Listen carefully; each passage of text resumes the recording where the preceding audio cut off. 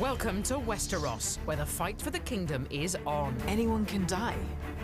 Where great families live and die for the Iron Throne. Your heart is in your mouth. Those scenes are breathtaking. Some are noble. Jon Snow's everybody's hero. Some are not. Oh, it's so bad. I haven't. So many kings and queens, but only one can rule. You cannot deny her strength. The wall is down, and the dead are coming. You can't have a cliffhanger greater than that. When's it start? This is what Game of Thrones does. It sucks you in. So let's fly through the saga to date and get you ready for Season 8.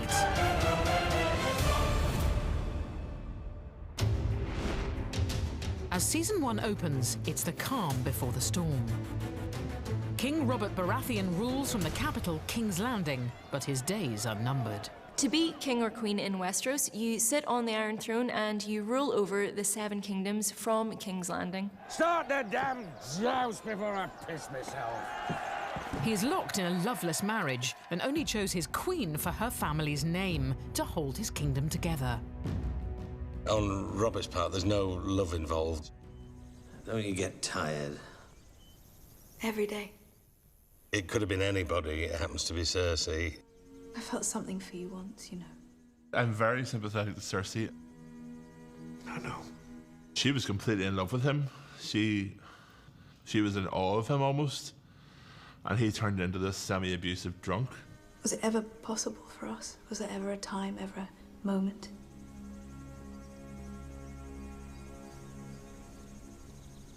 No. You may think initially, oh, that poor lady married to that terrible man. But don't underestimate her. This unhappy couple have 3 golden-haired children to their name. But Cersei keeps a deadly secret from Robert. The children are not his. The truth will be discovered on a royal trip north, and it's here that our story really begins. The king has asked his old ally Ned Stark to help him rule. Ned and his wife Catelyn govern the north, fiercely loyal to the crown. The Starks stand for loyalty, integrity, bravery. They are really the moral compass of the show. They're the good guys, and they're the ones that you find yourself rooting for from the start. The couple have 5 children, 3 sons and 2 daughters, and the decimation of this happy family will reverberate throughout our tale. They're almost too innocent for that world. King Robert arrives with his queen, Cersei, and with them is the whole Lannister clan. That's Jaime Lannister, the Queen's twin brother. Oh, the Lannisters. They're blonde, they're beautiful, they're arrogant. So fuck them. And it's really the Lannisters who are going to introduce a lot of trouble into the lives of the Starks from this point. King Robert has decided to ask Ned to be the hand of the king. 9 years. Why haven't I seen you? Where the hell have you been? Guarding the north for you. Robert realizes that too late, that he's surrounded himself by enemies, really. The only person he can trust is Ned. I need you, Ned. Down at King's Landing, not up here where you're no damn use to anybody. More importantly, during the visit, Bran Stark goes climbing one day and gets to the top of a tower and discovers the Lannisters' deep, dark secret. The secret is that Cersei, the queen, is actually sleeping with her brother, Jaime. The Lannisters, oh God! They are... I have never seen a family. I mean, talk about dysfunctional. Stop! Stop! It's incest, which even in Westeros is generally frowned upon. It also means that King Robert's children are not actually his children. It's all right, it's all right. He saw us! I heard you the first time. He knows what it means, too, and he knows that if the incest is discovered, not only will he and his sister be put to death, but their 3 children may very well, too. And so, for Jaime Lannister, the greatest swordsman in Westeros, there's only one solution. The things I do for love. Here's a convenient way. The kid will die, it'll look like he fell, and our kids will be safe. First in a coma, Bran will later awake with no memory of how he fell or what he saw. The royal secret is safe for now, and only the viewer has seen what the Lannisters will do to keep it. Everything went pear-shaped after that, and really, that's the whole chain of events starting. King Robert still wants Ned down in the capital, so this will be the last ever time we see the Stark family all together. A family which includes Ned's son out of wedlock, the bastard Jon Snow. Ned must now leave his family and follow King Robert south, taking his daughters Sansa and Arya with him. The reason I think that the first season of Game of Thrones works is it's essentially about this good family that just wants to essentially be left alone and serve their king and their country. This good family is ripped apart and thrown into situations that they never anticipated. They are bound for the capital, King's Landing, where Ned's new task will be to protect King Robert from those who would unseat him. And in Season 1, viewers learn the greatest enemies live in exile overseas, the Targaryens. They were dethroned by King Robert in the last war. The only surviving members of the family are a brother and sister called Viserys and Daenerys. The siblings are the children of the Mad King, who was killed in war. Viserys dominates his younger sister. Viserys has more than a touch of the Targaryen madness, and you know, sometimes he's protecting her, but he's also trying to treat her as a bargaining chip. Come forward, my dear. In search of an army, Viserys makes a pact with a savage tribe, the Dothraki, offering his beautiful young sister in marriage to their leader, Khal Drogo. She's the only bargaining chip he has. He doesn't have any wealth anymore. He doesn't have any armies, but he has her, who he can trade to this horse lord. I would let his whole tribe fuck you. All 40,000 men and their horses too, if that's what it took. He's power hungry, but to a nasty degree. Doesn't really care how or by what means. He just wants to be important and looked up to. But his plans backfire. Daenerys and Khal Drogo fall in love and become quite the power couple. Suddenly she finds herself with Khal Drogo empowered. People are obeying her. Tell him I want what was bargained for, or I'm taking you back. He just completely underestimates not only Dany, but Khal Drogo. What's he saying? He says yes. You shall have a golden crown. It's a real coming-of-age story throughout the first season. She really grows into herself. Look away, Khaleesi. No. This is one of the turning points for Daenerys. I think this is when you realize that she's prepared to sacrifice anything for the greater good. A crown for king.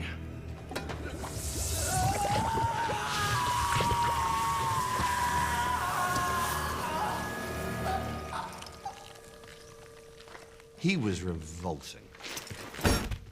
He was utterly, utterly revolting. And that was the moment that she escaped from her shell, when she became the woman and not the kowtowed girl. And as the Targaryens grow in power, we learn that King Robert faces another challenge to his northernmost borders. Threats which led past rulers to build this giant wall of ice to keep out wild things beyond. It's protected by the legendary Night's Watch. The Night's Watch are a small army who guard the northern border of the country. In Season 1, there's lots of fighting for the throne, but actually in the background, there are these creatures appearing north of the wall that nobody has seen for thousands of years. And no one quite wants to believe that they're there, but they certainly are. We hear the characters saying that this is all folklore, that this is all made up. But for the viewer, we see that basically these characters do exist. They are there.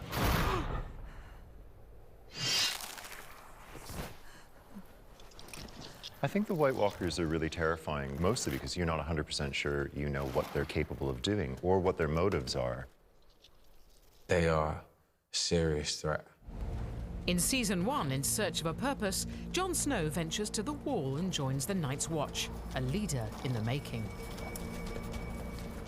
Jon Snow's everybody's hero. Jon Snow's one of my favourite characters. He's the dude. He's also in search of answers. The question of Jon Snow's parentage has been one of the burning topics amongst not only the show fans, the book fans, for many decades. Jon Snow is Ned Stark's bastard son. He brought him back from a war, and we never really learn who the mother is. Understandably, Catelyn, Ned's wife, isn't too fond of Jon for that reason. Try as she may, she could never make peace with that, with the fact that Ned was unfaithful. But down in the capital, King's Landing, Ned Stark has a much greater challenge to face. His daughter has fallen for Prince Joffrey.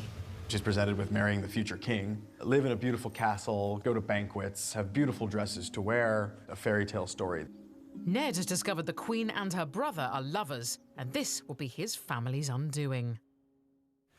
When the king returns from his hunt, I'll tell him the truth. You must be gone by then. You and your children. I will not have their blood on my hands. But before he gets a chance to talk to King Robert gets himself killed on a hunting trip. Joffrey is now king, and without Robert to protect him, Ned is tried for treason. He confesses, believing it will save his daughter, but misjudges the new ruler. He's just been stuck up in the north too long and has no idea how the real world operates, how to really deal with the the politics of Westeros. Bring me his head. That's when you realize nobody is safe in this world at all. When I saw Sean Bean pushed down,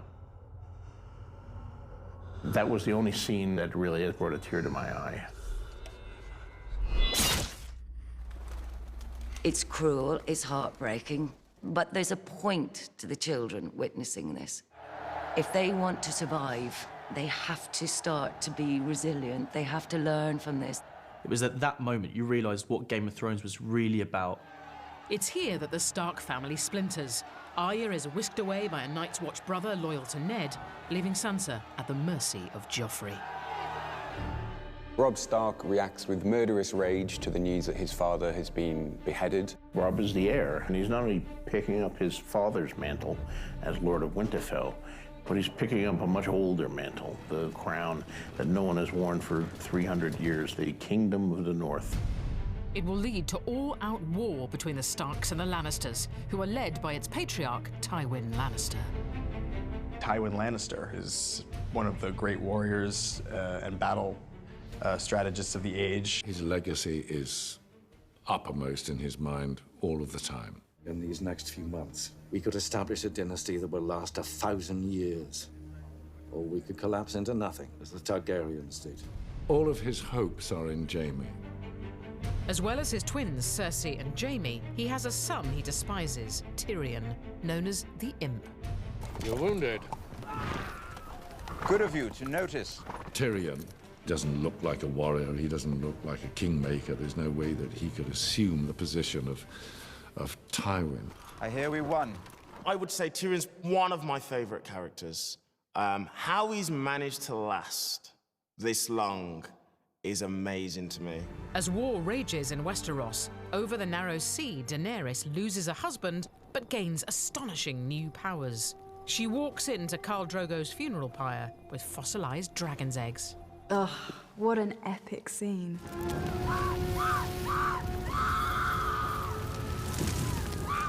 Season 1 ends with the sight of Daenerys emerging from a fire unscathed with her dragons hatched.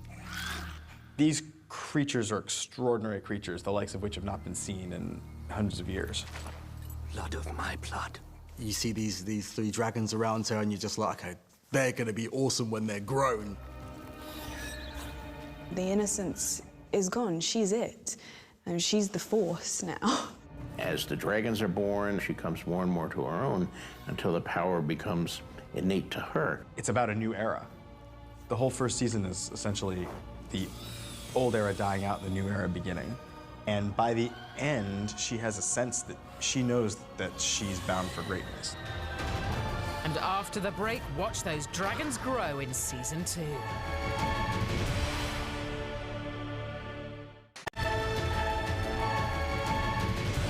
Welcome back to Game of Thrones, the story so far, where Season 2 marks a new reign of tyranny in the capital, King's Landing.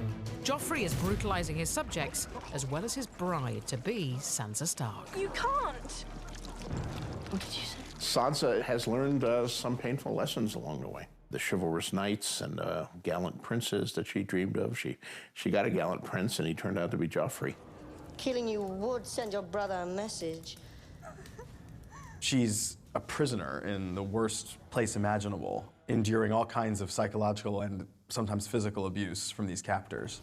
Leave her face. I like her pretty. He's a bully, and we don't like bullies. Joffrey is a character throughout the series that the audience loves to hate. I had a disgusting lie about Uncle Jamie. And you? He's a despicable human being. Cersei's smart enough to realize that Joffrey is perhaps not what she might have hoped for. He's getting out of her control now, and he's a danger, in part, even to her and even to other members of the family. What you just did is punishable by death. Joffrey's enemies are everywhere. Chief amongst them, and just across the bay at Dragonstone, is Stannis, brother of the late King Robert, who believes the throne should be his. Stannis has learnt that Robert's children are Lannister bastards, which means that it is Stannis who is next in line. So Stannis Baratheon, who knows that King Joffrey is a product of incest, decides to send ravens out to all the corners of the Seven Kingdoms, letting them know the Lannister secret. In order to claim the throne, Stannis enlists the Red Priestess Melisandre, who is on her own mission to find the right ruler for Westeros. She believes Stannis is the savior of the worlds, basically. He's supposed to be on the Iron Throne. And her magical powers have no limits, I think. There's so much that we don't know that she can do. However, Stannis isn't the only one after the throne. His younger brother Renly also believes he has a claim, and so war is inevitable. The Iron Throne is mine, by right. All those that deny that are my foes. The whole realm denies it from dawn to the wall. They both think they should be king, but I'm on Stannis' side, so screw Renly. Rather than fight it out on the battlefield, Stannis finds another way to kill his brother, because family ties don't mean an awful lot in Westeros. The powerful sorcery of the Red Priestess is revealed when she gives birth to a sinister weapon. The Shadow Baby is basically just a way to kill Renly, and it comes out of me in a great way. I think Melisandre, she's always lived by this religion. If she's got something to do, she's going to do it, and she's not going to let other people stand in her way. What I think is brilliant about Game of Thrones is it lives in a fantasy world. It's a completely realistic depiction of how power works, what power does to people, what people do to get power, and what happens when they fall short, when they miss the mark. And that's why it's so brilliant. When Renly is murdered, it leaves behind his widow, Marjorie Tyrell, who belongs to the Tyrell family, who are very rich and powerful in their own right. Calling yourself king doesn't make you one. And if Renly wasn't a king, I wasn't a queen. She knows how to play the game. She really knows how to play the game. Do you want to be a queen? No. I want to be the queen. As one would-be king is extinguished, another rises up as Season 2 sees a small but vicious family enter the fray. A seafaring house that commands the greatest fleet of ships in Westeros. It is led by Balon Greyjoy, whose son, Theon, a captive of the Starks since childhood, has finally made it back home. We take what is ours. Your time with the wolves has made you weak. Theon Greyjoy has grown up with the Stark family. He was a sort of a prisoner from a war in the past. He now returns to his motherland, which is the Iron Islands, and decides to betray the Starks. You'd have our father bow down to your other family. I have no other family. Theon's sister, Yara, a battle-hardened warrior, is now heir to the Island Islands. Yara is strong and fierce, so when Theon comes back and stakes his claim, she's worked too hard for this and is not giving that up. To prove his loyalty, Theon invades Winterfell. Send a raven to Pike informing my father of my victory here. This leaves the Stark family home in chaos, and he takes the younger Stark brothers captive. Prince Theon, I've yielded Winterfell to Prince Theon. Across the narrow sea, Daenerys Targaryen is learning valuable lessons in her quest to return to Westeros and seize the throne. She is desperate to be a good ruler, that she can, go to bed at night saying, I think I'm doing things the right way. As Daenerys' power grows, so do her dragons. But as news of their existence spreads, they become highly sought after. When she's in Qarth, everybody just kind of thinks, like, who are you? We'll just take your dragons. We'll take your dragons and you're not powerful anymore. Dracarys. People have underestimated her the whole way. And it is in Season 2 that we finally see the dragons kill for Daenerys.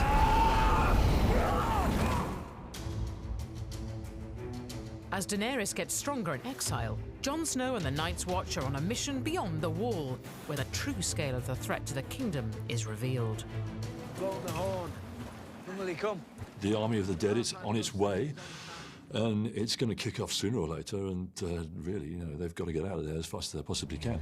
One blast for friends, 2 for foes.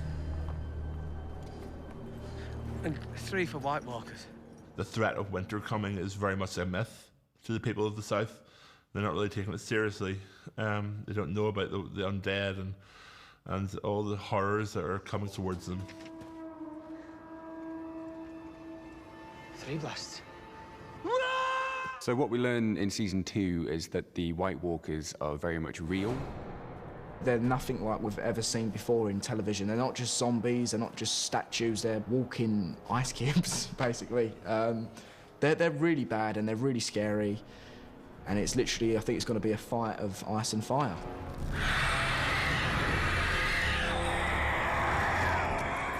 We have all these kingdoms wanting to fight for the throne, and they think that that is what ultimately the battle is about. But really, at the end of the day, they're not looking at what's the real problem here, and it's the White Walkers. And it's in Season 2 in King's Landing where we see that Tyrion may just be an asset to the war, when Stannis launches an attack on the city. I'll lead the attack! Battle of Blackwater was his moment. He was the best person to speak to the people of King's Landing and to get them to protect their city. Because he knows what it's like to fight. He knows what it's like to have your back up against the wall. We like an underdog, and when that underdog manages to come out on top, it's a cause for celebration. There's our brave men knocking at our door. Let's go kill them! Tyrion manages to get the troops fired up by giving a good speech, and then heads out with them to fight Stannis on the bay. He doesn't last very long. He gets knocked out after a couple of minutes. Tyrion is upstaged by his father, Tywin, who arrives with his own massive army. He's been bolstered by the Tyrells, who firmly joined the cause, and they crush the Stannis attack. Certain people have luck on their side, other people don't, and possibly Stannis is one of those very, very unlucky characters who are destined not to achieve their goals. Tywin's pretty lucky. Fortune tends to smile on him when it should damn him.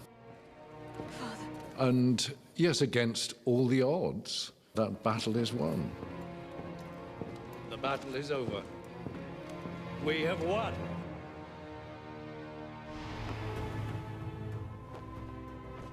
Season 3 begins, Daenerys has set sail on a mission. She and her dragons may have grown in power and stature, but securing an army still eludes her, so she ventures to a place where she can buy one. She knows she needs an army, a powerful army, if she ever wants to reclaim the Westerosi throne. And the best bet for that are the Unsullied. I have dragons. I'll give you one. She appears to want to trade the dragon for slaves. She seems to have made this daft agreement to give away her best dragon. She hands over the dragon. Next thing you know, once she's got control of the Unsullied. then it's very easy to say to the dragon, who still will listen to her and not to him, burn him. Dracarys. Because you would take power if you have the force of a dragon. They're pretty impressive creatures. She's been the mother of dragons, and you knew she was destined for greatness, but now she really is a queen with an army. To then see that she has thousands of people on her team, and then you get, like, this swoop past. She's got these, like, fire-breathing, mythical creatures that are just gonna tear shit up. As this young Targaryen gains followers, in King's Landing, a young Tyrell is gaining influence. Marjorie has replaced Sansa in Joffrey's affections, a reward for her family's military support at Blackwater.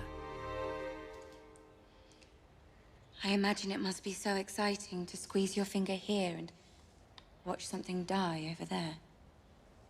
Marjorie is a woman who's on top of her game. She's controlling where she's going. She's a proper feminist icon. But the Tyrells' ambitions are not going down well with Cersei Lannister. Olenna is the matriarch of the family, and she advises her granddaughter on how best to play the political game so that she might take power in King's Landing. To make matters worse, her soulmate Jaime is a prisoner of war. He is held first by Brienne of Tarth, then both are captured by a northern faction. Looks like your woman's getting the better of you. This is all bundled up in when Jaime begins to start thinking about other people. You're only making it worse. His efforts to stop Brienne being raped are the beginning of that. You know who she is, don't you?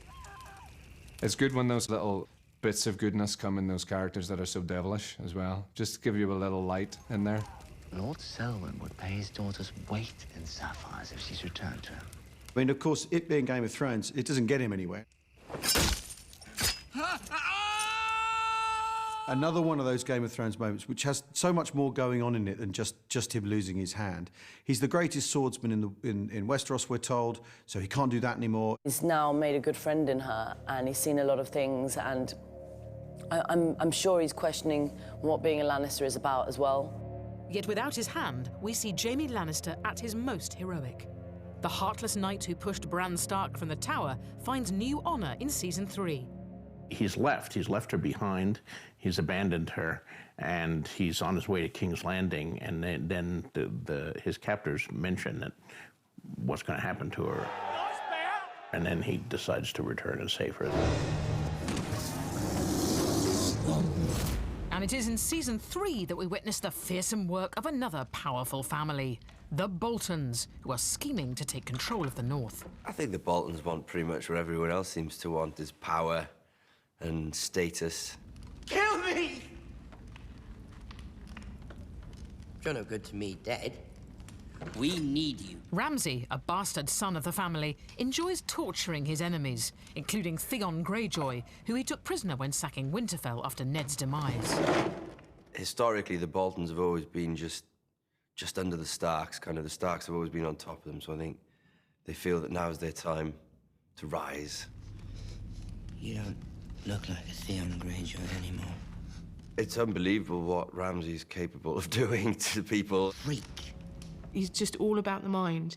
He's all about making you doubt yourself. He's all about getting in there and making you insecure and making you feel like you can't go up against him. Another hostage at large in Season 3 is Arya Stark, kidnapped by the Hound.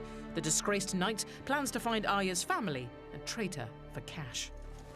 Remember what happens to children who run. One of the great double acts of Game of Thrones is the Hound and Arya. Don't kill him! There's something so perversely magical about that pairing, sort of warped mentor-protege relationship that develops.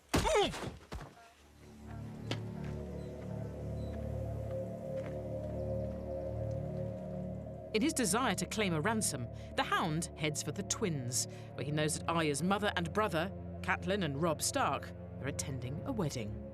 The Twins is a strategic river crossing controlled by the Frey family, and the Starks need them on side for their war effort.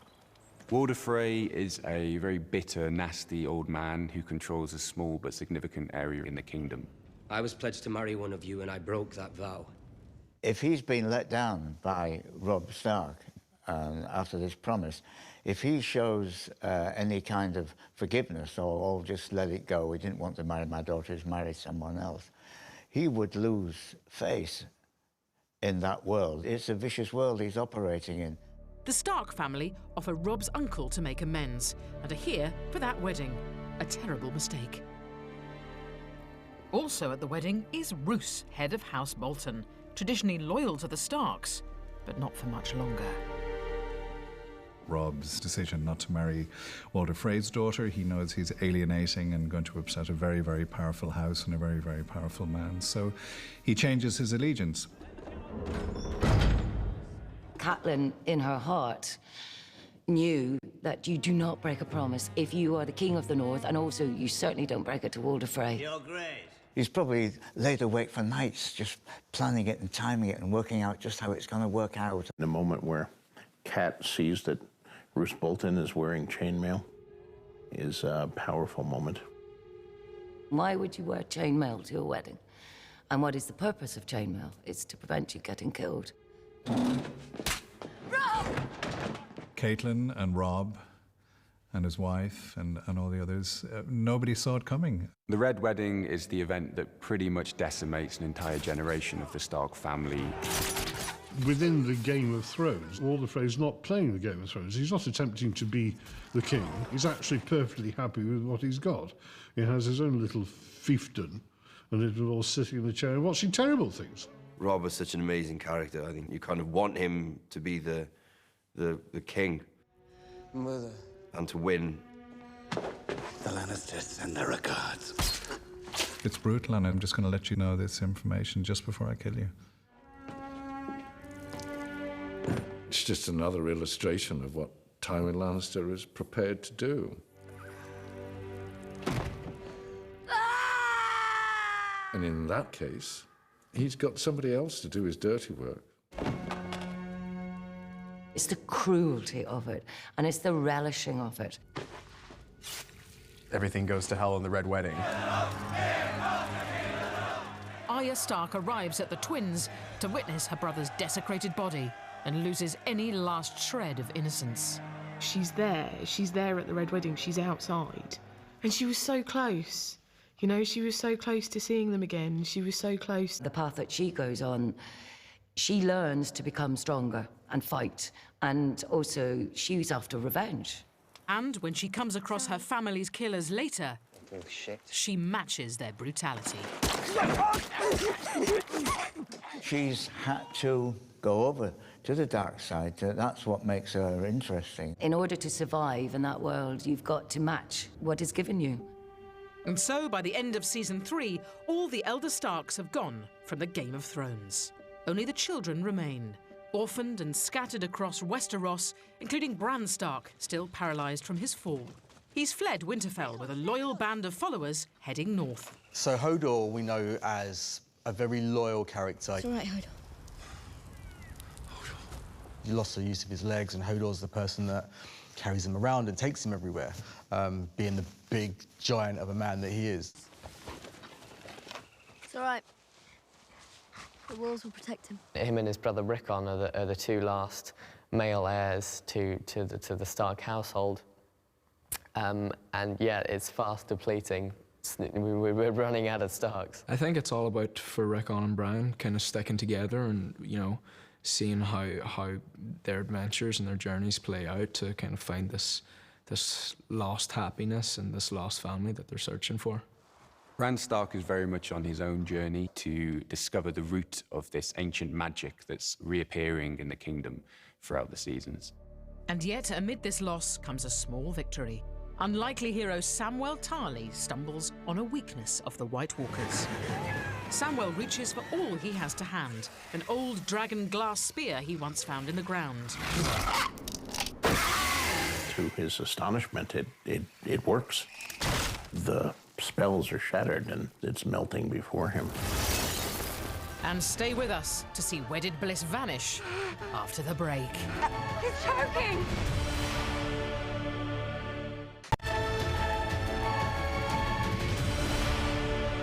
Welcome back to Game of Thrones, The Story So Far. where in Season 4, a royal wedding in King's Landing unites two great houses of Westeros, the Tyrells and the Lannisters.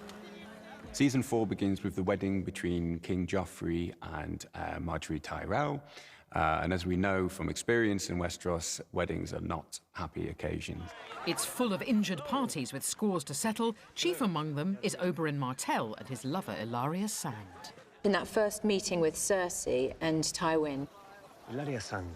My lord, my lady. they see Ilaria as being sort of scum. Can't say I've ever met a Sand before. Oberyn has a zest for life and all the beautiful things that the world has to offer. None of it is as beautiful as his own rage and taste for revenge. Oberyn is seeking vengeance for his sister's brutal death at the hands of the Lannisters. The rape and murder of women and children is considered distasteful. Oberyn has a massive grudge against the Lannisters and is sort of coming to the wedding to just sniff out what's going on and to get justice. There's been too much amusement. Joffrey really uses the wedding as an excuse to be as horrible as he can. Uncle, you can be my cupbearer. And the way he treats Tyrion and everybody at that table, he's just hideous. You're watching him being a total arse. And so, an unseen hand poisons the newlywed king. Idiots, help your king! It's the moment of retribution that the whole of the Seven Kingdoms have been waiting for. I think everybody who watches Game of Thrones was hoping this day would come. I wanted to kill him in such a way that the viewers were reminded that here's a 13-year-old boy who's dying. Though it is actually the Tyrells that have poisoned Joffrey, it is Tyrion who is blamed. This is really the point where Tyrion's fragile bonds with his family begin to unravel. Take him! Take him! Take him! In plot terms, the death of Joffrey is another shaking of the board where the pieces are scattered. And also, it's one of those things that elevate the whole series from merely a story into a saga. As the royal family grows weaker, news from Westeros reaches Meereen, where Daenerys has conquered the city, but she is not yet ready to capitalize on her enemy's weakness. King Joffrey Baratheon is dead.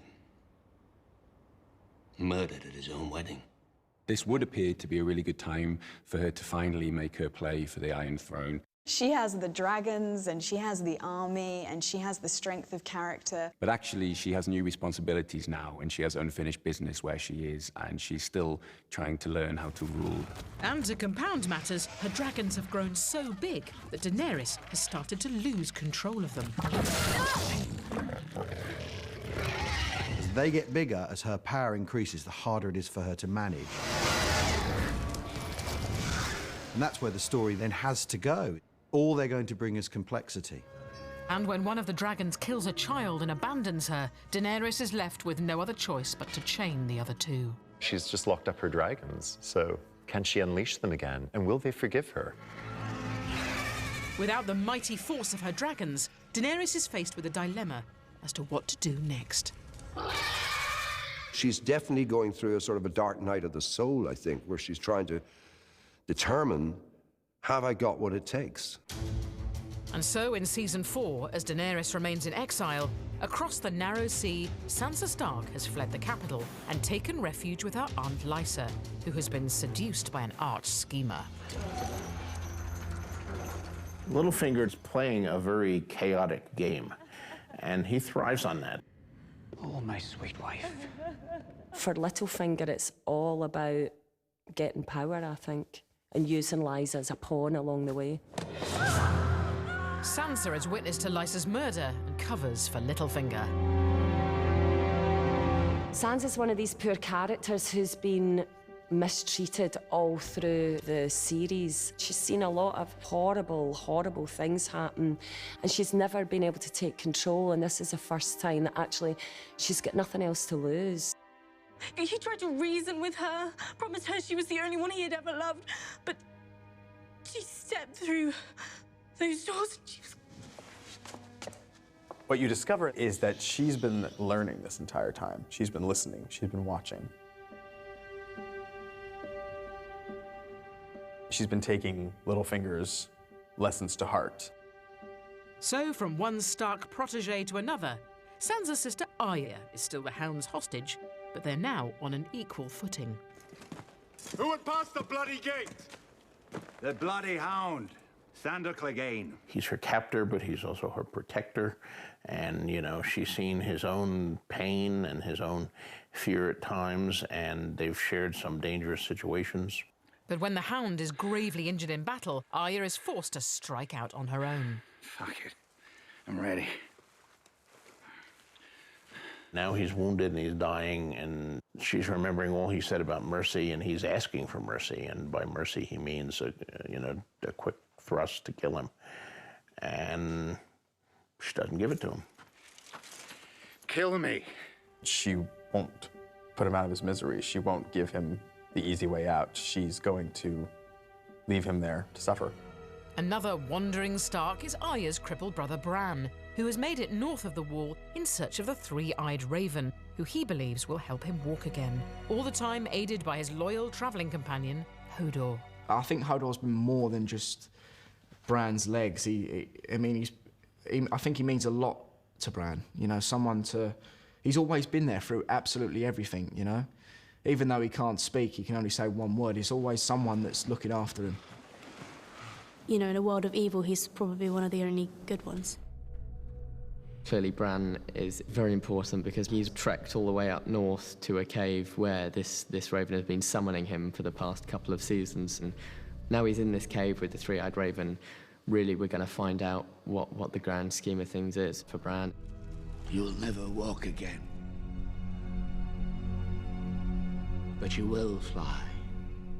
Yeah, his powers, he's getting stronger. And there's going to be some really exciting things happening, I think. We're going to find out more and more about him. At the Wall, the Night's Watch suffers a huge wildling attack at Castle Black. But in Season 4, they get a powerful new ally. Stannis Baratheon, who's been away licking his wounds after the Blackwater defeat, joins them with his vast army. The Battle of the Blackwater was a huge and crushing defeat at the end of Season 2. And it's taken them basically 2 seasons to sort of rebuild from that. And his arrival means that Jon Snow could have a new ally in the battle against the White Walkers beyond the Wall. If my father had seen the things that I've seen, he'd also tell you to burn the dead before nightfall. All of them. Season 4 draws to a mighty climax in King's Landing when the ultimate father and son showdown comes to a head. Tyrion is tried for murder. I'm guilty of being a dwarf. You're not on trial for being a dwarf. Oh, yes I am. I've been on trial for that my entire life. Finally, Tyrion just says, you know what this is about. It's because I'm a dwarf, you know? And it's absolutely right. That is what it's about. He's put on trial for a murder he doesn't commit. His father deserts him and betrays him. I demand a trial by combat. I mean, trial by combat, you can get someone to fight for your honor, so whether you're wrong or not, as long as they win the fight, that's what matters. He names Oberyn Martell as his champion. You're going to fight that? I'm going to kill that. I think Ilaria has total faith in the Red Viper, her lover's powers as a fighter. But the minute she sees the mountain, she doubts it. The one thing that he's ever lived for is to avenge his sister's death. And he knows that now that the opportunity is presenting itself, there is no question that he will get what he wants. You killed her children! And he does get what he wants by forcing a confession out of him. It's not exactly how he expected it. I killed her children! He still technically got what he wanted, you know? Then I raped her! Then I smashed her head in like this!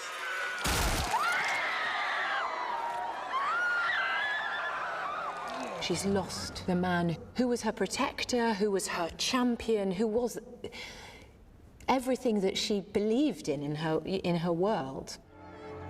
Tyrion Lannister. With his champion defeated, Tyrion's life now hangs in the balance. You're hereby sentenced to death.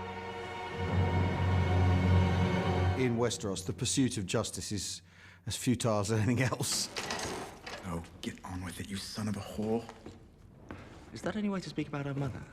Tyrion is released from jail by his brother Jaime and told to go and board a ship and run away. Instead, he decides to check in on his father. But it's his former lover, Shay, that he discovers in Tywin's bed. Tyrion then kills Shay in a sort of fit of jealousy and then takes a crossbow and goes to find his father. Tyrion, put down the crossbow. Tywin really has had it coming to him. I don't know how much more Tywin could have got away with, really. Especially after what he's put Tyrion through. You're no son of mine. I am your son. This is someone who spent his whole life trying to win his approbation. As much as he hated him, he really wanted that, you know. Obviously, that's never going to happen now because he put a crossbow bolt in his groin. What it means is when a big character like that goes, there's going to be a power vacuum and there's going to be hustling and jostling to get into his place. I am the queen! I am the queen! Have you lost your mind? Join us after the break, where in Season 5, a new power rises in King's Landing.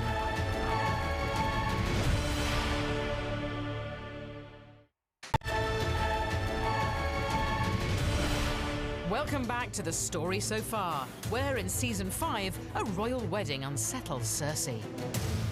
Her son, Tommen, is now king, and has fallen under the spell of his new queen, Marjorie, much to Cersei's dismay. When Marjorie come in his life, I think he was just enjoying life so much. Judging from the king's enthusiasm, the queen mother will be a queen grandmother soon. Wouldn't that be a lovely day? Him being king was just a whole new excitement, a whole new life. No. Cersei empowers religious fanatics to help her topple her rival, Queen Marjorie. You can't do this. I am the queen. Cersei brings back the faith militant because in her mind, this is her wiping the slate clean. This is her taking an opportunity to just claw back a little bit of power. But Cersei's engineered her own downfall. Royalty is no longer above the law, and fanatics come for her next. It's hard to see how anybody would be able to get the power back from the High Sparrow and Septonella. Move. There's another contender to power in Westeros, and it's religion. It's the power of the faith. They want to remove all the excesses, to strip Cersei of all her finery and encourage her, in inverted commas, to become clean. It's such a sexualized form of humiliation. A sinner comes before you. Watching Cersei do the Walk of Atonement, something happened that I thought would never happen. And that is I felt compassion. No matter what she'd done previously, she didn't deserve this. And so Season 5 sees her left naked before her subjects to atone for her infidelities. Who would have thought we would have felt sorry for Cersei until the Walk of Shame? It was very, very tough for her. Very few women could have done what she did, complete that walk. People love to hate her, so you see her trying to maintain this regal presence, but she can't. Stripped down to her literally, physically, and emotionally and psychologically, stripped down to her most vulnerable, and then swept up into the arms of the beast that she invited into the world. The strange creation that is her new knight. It's just a brilliant twist. When Cersei is picked up by the mountain and Qyburn tells her what's happened, the brilliant look across Cersei's eyes of whatever happens, I will get these people. Also getting a new ally in Season 5 is Daenerys, in the form of Tyrion. After killing his father, he's fled across the narrow sea, a fugitive on the run. He was a Lannister, and he had all the money in the world. And a noble name and a big bag of gold can buy you a lot. All that's gone now. He's totally at the mercy of the people he's traveling with. Who are you? And then the unthinkable happens. I am the gift. He is captured and handed over to his family's greatest enemy, the Targaryen Queen-in-Waiting, Daenerys. My name is Tyrion Lannister. And between them, they are an extraordinary force. Protect your queen! She appoints him as her political advisor, but when a civil rebellion begins, Tyrion gets to witness Daenerys transform into a true Targaryen. The symbol of the Targaryens coming to claim their power is on the back of a dragon, because, I mean, there's not much you can do when you're standing on the ground and a dragon's coming at you. Daenerys has had these dragons for quite some time now, but that moment that she gets onto Drogon and rides him for the first time, that is her claiming her birthright. The dragon riders are what the Targaryens are all about. That is how they wielded their power.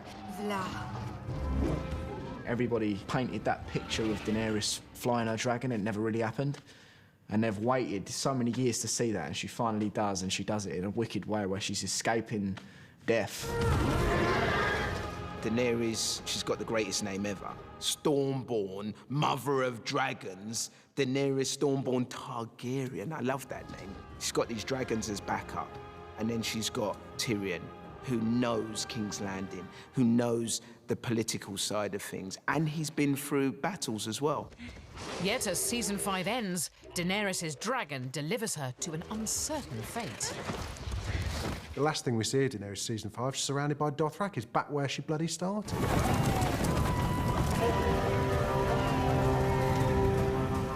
And season 5 is one of vengeance for Arya. The young Stark follows her mentor to Braavos to become an assassin. To serve well, a girl must become no one. Arya's relationship with Jaqen is fascinating. He is utterly mysterious, and she is seduced by his power. I didn't come here to sweep floors. No? Why come then? You said I could be your apprentice. The power of death, the power to choose who dies. And Arya uses her new skills to slaughter Meryn Trant, a name on her kill list of people who've destroyed her world. Arya's just a wee assassin. She made him suffer in the best way possible, and she thoroughly enjoyed it. But you must remember what Arya has been through. There is a sense of vengeance rather than a sense of justice. As Arya explores vengeance, back home the battle is on for the Stark family home. Stannis Baratheon is marching on Winterfell, now held by the Boltons.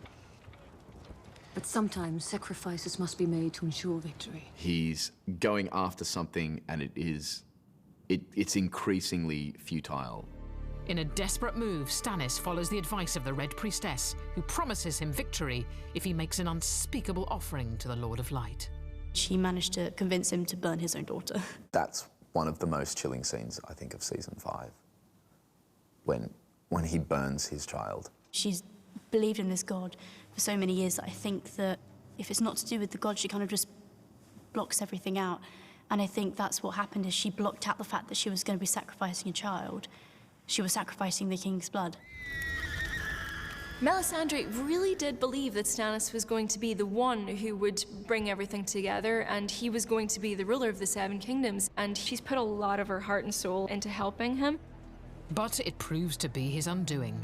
His men desert him, and Melisandre, realizing all is lost, flees to Castle Black. Great. Leaving Stannis to advance to Winterfell on his own. Speak up. Can't be worse than mutiny. He's had a rough old time, Stannis, hasn't he? Because really, he should be the king from after Robert Baratheon died. Every battle he loses, he becomes further and further involved with this kind of fantasy. And awaiting Stannis at Winterfell are the Boltons, who try to cement their position in the north with a tactical marriage to Sansa Stark.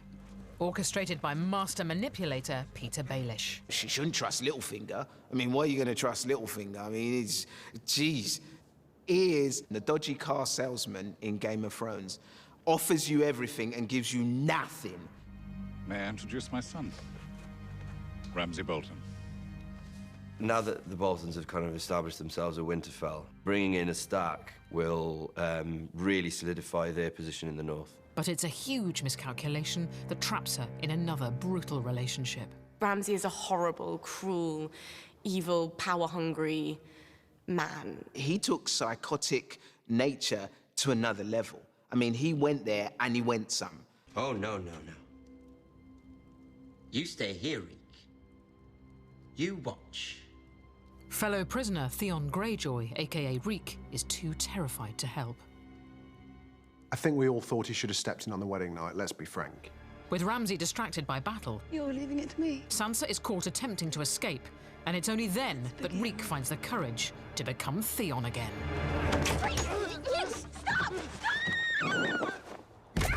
I think that was a moment that we all needed to see. Theon again had been so much at the mercy of Ramsay that finally he had a moment where he could do good.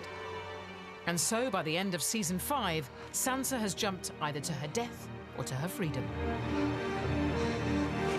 It's someone being pushed in every way to the absolute limit of their will to live. And having come through that, she's obviously going to be quite a different person. As Sansa and Theon leap from the walls of Winterfell, nearby Stannis is facing defeat by the vast Bolton army. I think Stannis had given up. I think even before they'd gone into battle, I think he was going there to die. Fate finally catches up with Stannis when he comes face to face with Brienne of Tarth, who sought vengeance for Renly's death since Season 2. She is probably the toughest person going about Westeros.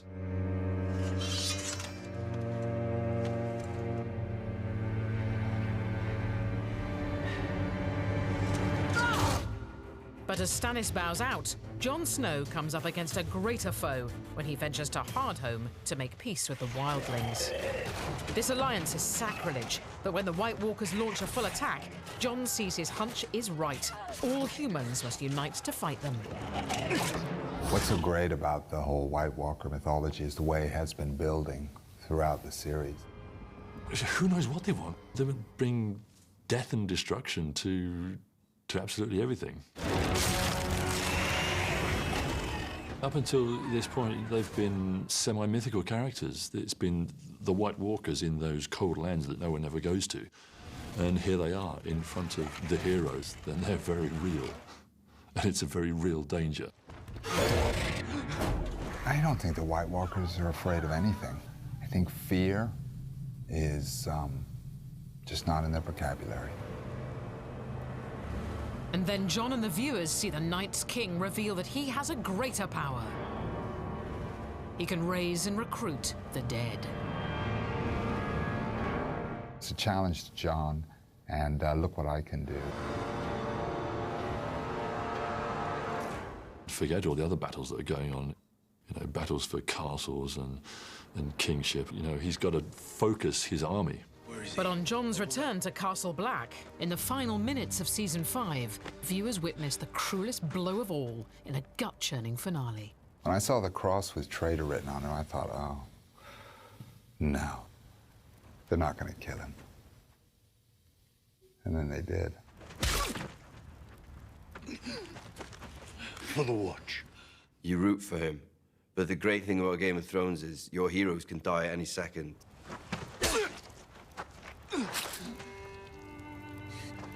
For the Watch. They're all members of the Night's Watch, and no matter what one of their brothers has done, what they did was worse than what he did. And so Season 5 ends on betrayal and death. Is this really the end for Jon Snow?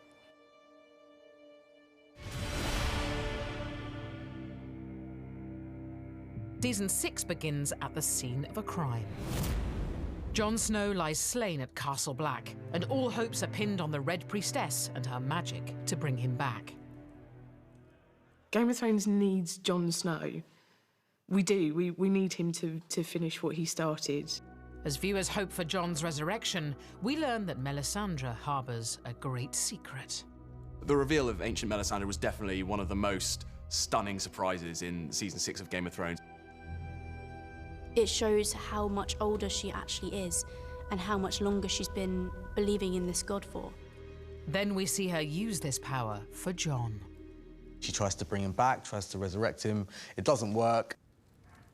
When the wolf started to sort of make some noise, that's when I thought, I think everyone thought Jon Snow's alive. And then it's just like that moment of just... Jon Snow has returned and all Westeros rejoices.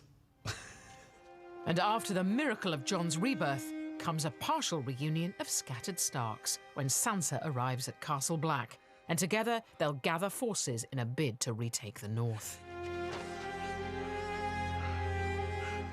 Sansa's become majestic, but she's also become savvy. She's lost that naivety. A monster has taken our home and our brother. We have to go back to Winterfell and save them both. She's a queen, really. In terms of being from a powerful family and being able to make decisions and tell other people to do stuff, I think she's going to tell other people to do stuff. As one former Bolton captive looks for revenge, another looks for redemption. I am Theon Greyjoy, last living son of Balon Greyjoy. Theon returns again to the Iron Islands, but following his father's mysterious death, renounces his claim. And she is your rightful ruler.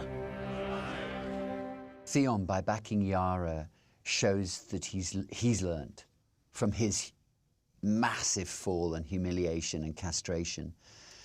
And he's learned who is the more powerful person. I'm Euron Greyjoy. I claim the Salt Throne. But it's not all plain sailing for Yara. Her uncle Euron arrives and immediately scuppers her plan to rule. Euron comes in, and we know he's killed the father. And Yara announces that he's killed the father, and you think that's going to be the end of him. He led us into 2 wars we couldn't win. I apologize to you all for not killing him years ago. He is just the most insane creation. He's cocky, he's arrogant. He could start a fight in an empty room. I wasn't born to be king. I paid the iron price, and here I stand. Or the men will still side with another man because he's shown such ruthlessness and cunning. With Euron crowned king, Theon and Yara flee, taking part of the fleet with them. They stole our best ships. They are headed across the narrow sea to join Daenerys, who's been a hostage of the Dothraki. But now burns their leaders and converts the tribe. The huge Dothraki horde. We're going to finally get a lot of different power factions coming together in a very scary, explosive way. And she bags herself a navy by forging an alliance with Yara, who pledges her fleet of ships. But as great houses unite for war, beyond the wall we learn more about the deathly foe which threatens them all. While time training with a three-eyed raven, Bran Stark uncovers a great secret. White Walkers were created from the first men. The Children of Forest invented the White Walkers to help protect their own race. It was an innocent defense to do that, but clearly it has gone out of control. And when the White Walkers come for Bran, there are terrible casualties. Hodor is a goner. Hold the door! Completely pure act of protection. There was nothing, there was no greater goal to what he did other than protect Bran. Everyone has basically just given in order to give way for Bran. And there must be a reason, right? We know he's become the three-eyed raven. But how is he going to use those powers? And as the three-eyed raven, Bran resolves a great start secret when he sees Jon Snow's mother is Ned's sister, Lyanna. You understand what Ned has been going through the whole time? He made out that it was his son, his bastard son, but it was really his nephew. But it confirms Jon Snow is still half Stark, and in Season 6, he and Sansa march on their family seat of Winterfell to fight Ramsay Bolton, in what goes down in history as the Battle of the Bastards. Ramsay's now top dog, having murdered his father and newborn brother. Now, if you want to save You're going to die tomorrow, Lord Bolton. When you play the Game of Thrones, you either win or you die, you know, and she knows it's about winning now. She's had enough of all the rest. It's time to win. She offers her insight. You think he's going to fall into your trap? He won't. He's the one who lays traps. She's lived with this man for a long time, and she knows that he is cruel to the core. Sansa's words go unheeded. Ramsay baits Jon with his hostage, Rickon. Run to your brother. It shows a lot about how Ramsay's mind works. He's calculating, he's always thinking about the next move.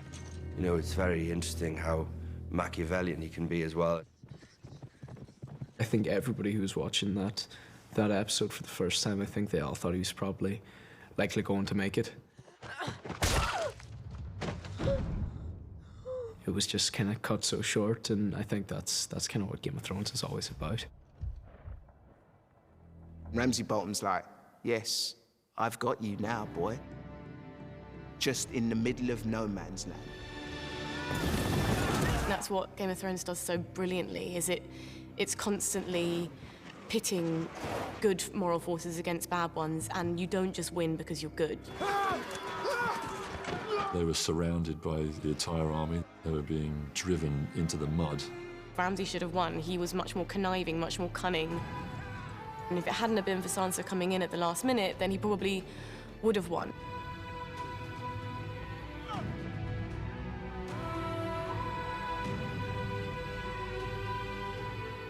She's a strong, independent woman. She's really powerful, and she saves the day, and I think that's brilliant. This was probably their first major victory in 6 years.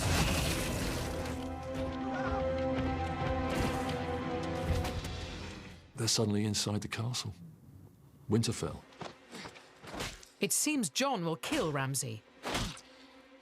But he then leaves Sansa to take the scalp. There was only one way to kill him, and Sansa found the right way to do it.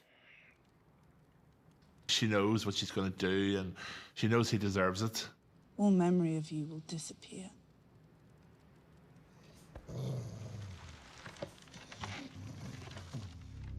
If you were face to face with your nemesis and you had the opportunity, you'd take it. She's hardcore. She has the makings of a Cersei. But it's Jon Snow who becomes king as the season ends, with the Starks controlling the north and Sansa is by his side. She's a character that will surprise people, because she's not what she seems. And neither is Sansa's sister, Arya. Blinded and stabbed in her training as a faceless man, she's now back in Westeros to deal with Walder Frey. She's gone on this mad journey. Arya comes in disguise, having chopped up Walder's sons. They weren't easy to carve. She wanted him to see who she was. The face comes off and there's a knife. The last thing you're ever going to see is a Stark smiling down at you as you die. She's been caught up in it so young that she's turning into this child soldier. Revenge is a dish best taken cold. I literally cannot wait now for her and Cersei to face off. In fact, Cersei elevates revenge to an art form in Season 6, as the Lannisters fight for their family's very survival. These royal lovers are united in grief after the Sand Snakes killed their daughter. The Lannisters are all about power. They're all about revenge. We're the only ones who matter, the only ones in this world. And everything they've taken from us, we're going to take back and more. It doesn't matter how long it takes, they will get you back. With Jaime sent away to fight revolt, Cersei is left alone to face judgment by the faith militant. We are told that Cersei is going to turn up for a trial, but we know perfectly well she's not going to. But it's now she plays a game-changing hand. She was always going to have a dastardly plan. The mountain was sent by Cersei to hold Tommen in that room. There's something wrong. Marjorie knows what's up in an instant. The High Sept is packed with those who've wronged Cersei, the Tyrells, High Sparrow, and Faith Militant. The amazing thing about Game of Thrones is the spectacle is always incredible, and you never know it's coming.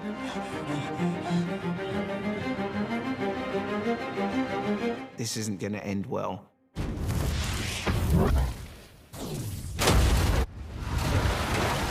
Cersei has, of course, unleashed wildfire. She's wiped out this fantastic building. She's destroyed all her enemies.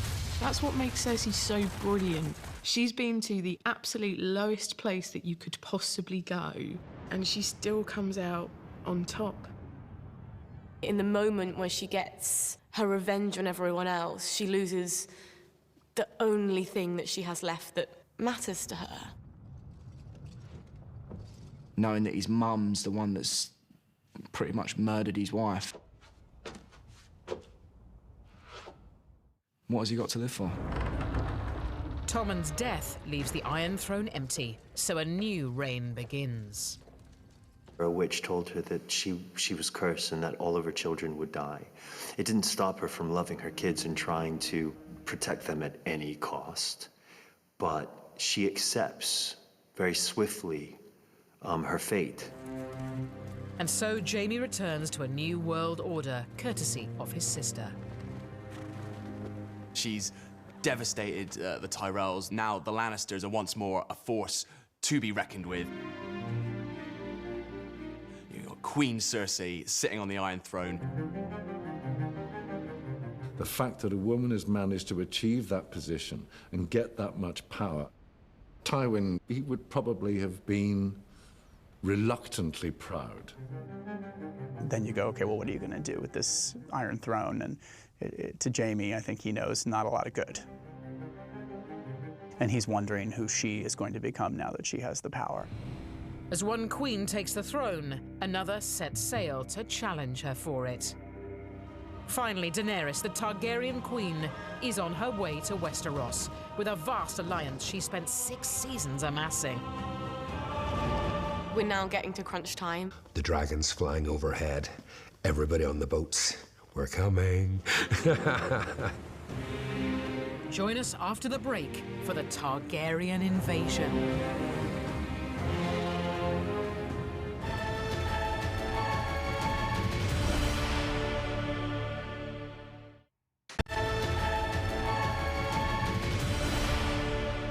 Welcome back to the story so far, where in Season 7, Daenerys finally lands on home soil, her birthplace, Dragonstone.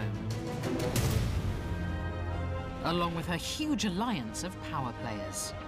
To see this female character rise to power and get to the point where, you know, she's commanded thousands of men, it's so magical. Her allies want immediate invasion. We have an army, a fleet, and 3 dragons. We should hit King's Landing now, hard, with everything we have. The city will fall within a day. Ilaria wants to take Cersei out and all the Lannisters. That's what she wants. And she feels that now that her and the Tyrells and the Greyjoys, they're all there together, just go and rip them out. Tens of thousands will die in the firestorms. It's called war. Who can win against these dragons? But to avoid being seen as foreign invaders, Daenerys' hand Tyrion has a more cunning plan. You can't have everybody hating you. You've got to have some people on side, and I think that's what Tyrion is there for. Then comes a fateful meeting. In need of more allies, Daenerys summons the King in the North, Jon Snow. He comes, but with his own agenda. He's learned there is dragonglass there. Jon's biggest goal is to prove to the southern part of Westeros that the Night King is real and that this threat is coming. The dead are the enemy. The dead. The overall battle for humanity itself is the greater battle. Daenerys allows Jon to search for this natural treasure. Beneath Dragonstone is more dragonglass than they'll ever need to defeat the White Walkers, and it is key, in fact, to defeating the White Walkers. And they find ancient cave paintings. Because the enemy is real. Proof of White Walkers. It's always been real. He's taking the first steps towards convincing Daenerys that that threat is real and looking for the ally that he needs to fight it. I will fight for the North. when you bend the knee. Aware of the impending invasion, in the capital, Queen Cersei's more than up for a fight, amassing weapons and allies to face down the enemy. Cersei is ruthless, but she's incredibly canny and clever, and that's why she's lasted so long. I think I listened to Father for 40 years and learned nothing. Cersei is very much a chip off the old block. We must stand together if we hope to stop her. The powerful Tarleys reluctantly join them. Randall is the most successful general in Westeros, and considered invincible. She has 3 full-grown dragons, Your Grace. The same as Aegon when he conquered the Seven Kingdoms. How do you propose to stop them? He acknowledges their power. It's like saying, they've got nuclear weapons and we don't. In fact, Cersei has 2 secret new weapons, a giant anti-dragon machine and an approaching wildcard with his very own fleet. I love Euron Greyjoy. He set his heart on Cersei. You invited the Greyjoys to King's Landing. Not all of them. Well, looks like all of them. He wants power. He wants to marry Cersei Lannister. So here I am, with 1,000 ships and 2 good hands. So he says, well, okay, I'll bring you a present. I won't return to King's Landing until I have that for you. So he goes off with his fleet. Euron. He delivers a victory for Team Cersei, knocking out her enemy's armada.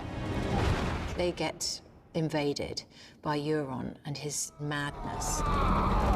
So swashbuckly. I mean, properly swashbuckly. He manages to encircle Theon and Yara's much smaller fleet, and he takes Yara prisoner. I have her.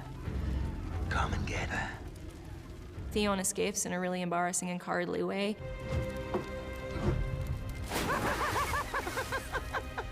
Poor Theon. I mean, he abandons his sister, jumps overboard early on in season 7. Theon's scared of everyone.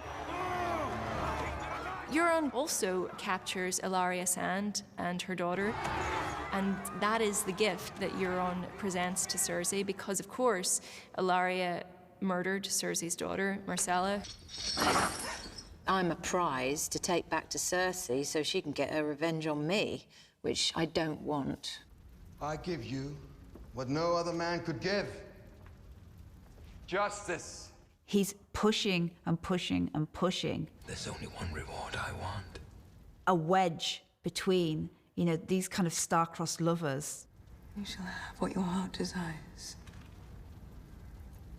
when the war is won. In a double bluff, Cersei lets her enemies capture her family's ancestral home. So they're able to take Casterly Rock surprisingly easy, and of course that puts them a little bit on edge. In fact, it's a strategic distraction, allowing Jaime to take his army south to conquer House Tyrell and steal its fortune. The Lannisters, led by Jaime, have very cleverly gone to Highgarden. I remember when the Lannisters did go to pay their debts by basically stealing a load of gold from Highgarden. That is where the money is, and of course they owe the Iron Bank not an insignificant sum. And Jaime goes to confront Olenna, who is, you know, kind of like the last Tyrell of any consequence. She's almost sitting there waiting for him. She knows what's coming. How will it happen? It's like almost like a business appointment, wasn't it? It's like, oh, hello, and now you need to die. As a viewer, you were just winded. But in her very last breath, Olenna reveals she killed King Joffrey. Tell Cersei. I wanted to know it was me. Boom. You know, it's like Game of Thrones just delivers, doesn't it? When news of the Lannister victories reaches Daenerys, she furiously abandons Tyrion's softly strategy, and she finally invades Westeros. She's just had enough. She is raining down her aggression on top of them.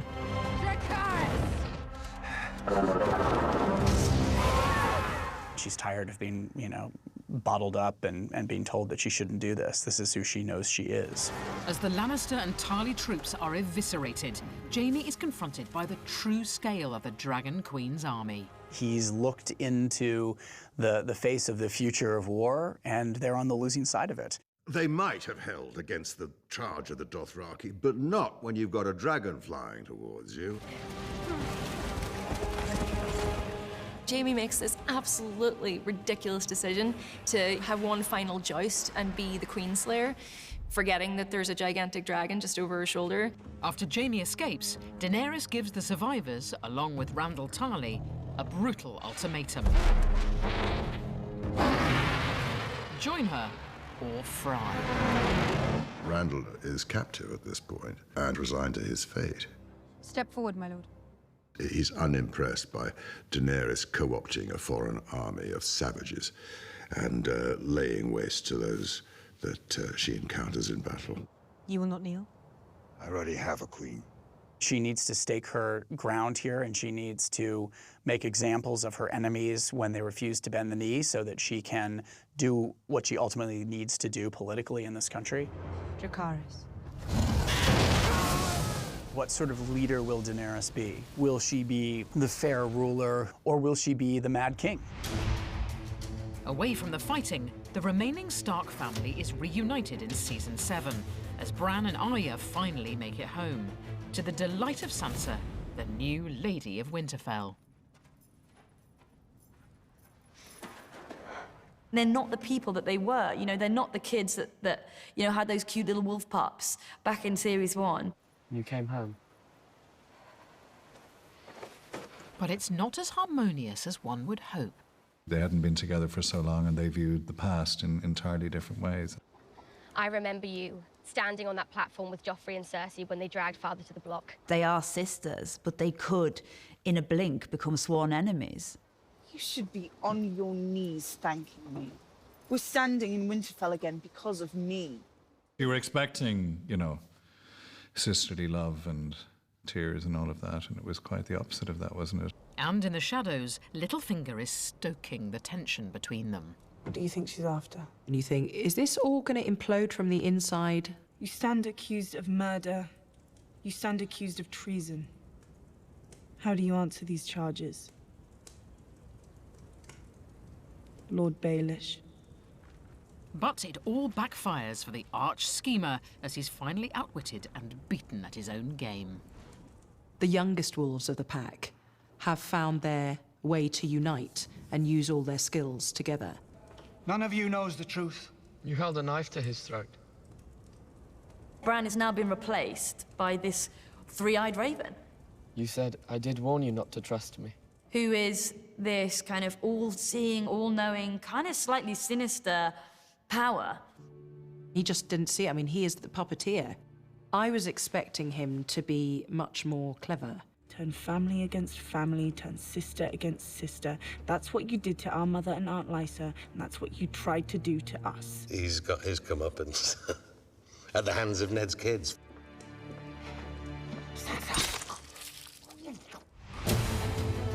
And even farther north, a vital quest has begun. In order to unite the warring kingdoms of Westeros against the true enemy heading their way, Jon Snow leads a mission beyond the wall. It's the plan to go north, capture a white, and bring it down south and just show people, for once and for all, that there is this threat. After bagging a white, they are surrounded. And it falls on Daenerys and her dragons to fly to the rescue. She's there to save Jon. There's a mad battle raging on all sides, but the moment the Night King just very slowly picks up an ice spear. This is a pretty massive moment.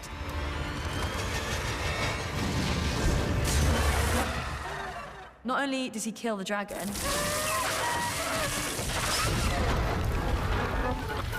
the Night King has gained one of the most powerful weapons imaginable. They escape with a captive white in tow, but it comes at a great cost, as the army of the dead swarm in to claim their prize. When you see him kill the dragon, you're devastated and you think that's it. When he revives the dragon and it becomes one of them, it's more than a turnaround. It's pretty devastating.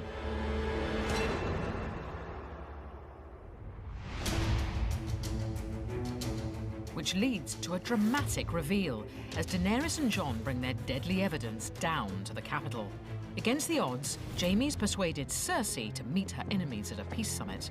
They plan to beg her for a truce and to join the fight against the dead. Cersei and Daenerys coming face to face for the first time, that's, you know, the clash of titans.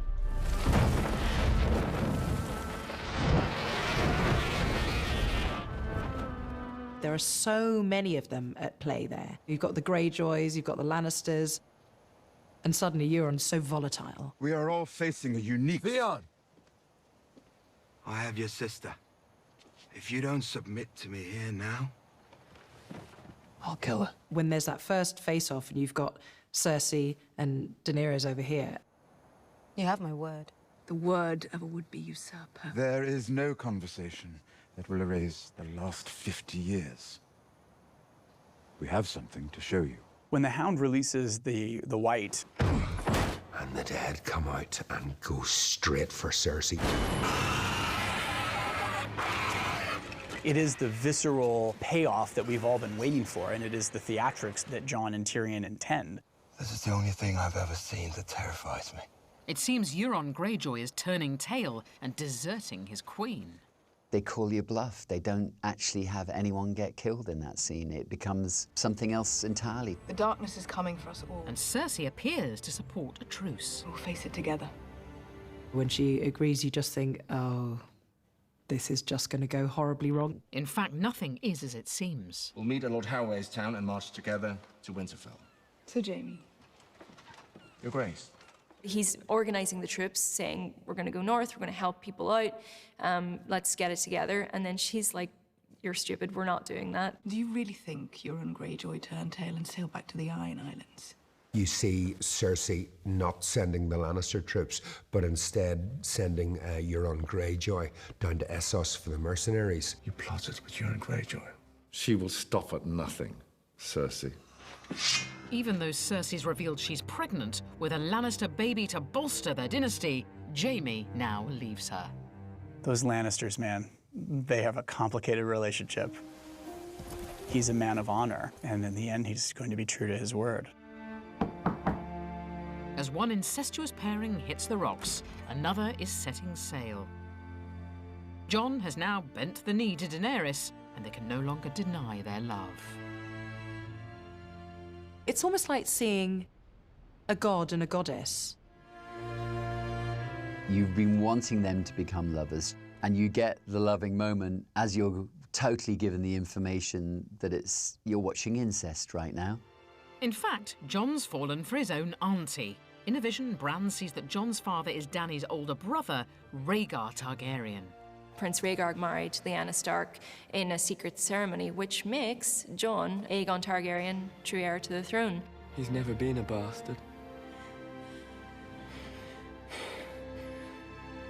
He's the heir to the Iron Throne. Even if culturally Game of Thrones can handle incest, you know that Jon and Daenerys probably won't be able to handle that. But eclipsing all developments and personal struggles, in the north, the season ends on a cataclysmic event that changes the game for every living human being. This is the moment that we were told could never happen. The wall can never come down. You see the army kind of coming out of the forest. And then you hear something. Oh, that's just changed the whole ball game here. It didn't occur to me that we would have a dragon White Walker. But then, when that happened, you thought, oh yes, this is inevitable. Now this takes us on a whole different journey. That's when you know that it's on for next season. There's nothing to protect them in the South anymore. I mean, you can't have a cliffhanger greater than that. I don't know what's going to happen, but I can't wait.